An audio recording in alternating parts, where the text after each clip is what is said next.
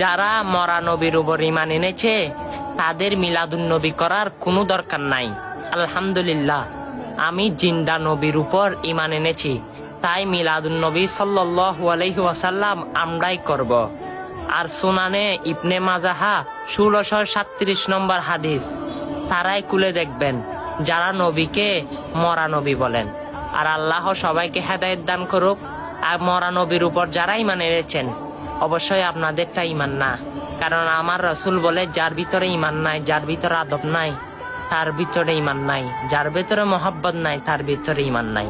অবশ্যই নিজের সাফায়েত হারাবেন না, কারণ সাফায়েতের কান্ডারি হচ্ছে আমার রাসূল। আমার রাসূল জিন্দা নবী, সেটা মানবেন, সেই ঈমান নিয়ে বাঁচবেন। হাসরের ময়দানে সে নবীর সাফায়েত আপনিই পাবেন। ভিডিওটা শেয়ার করে তাদেরকে দেখিয়ে দিন, তাদেরকে সতর্ক করে দিন, আমার নবী হচ্ছে হায়াতুন নবী, আমার নবী হচ্ছে হায়াতুন নবী। সুবহানাল্লাহ।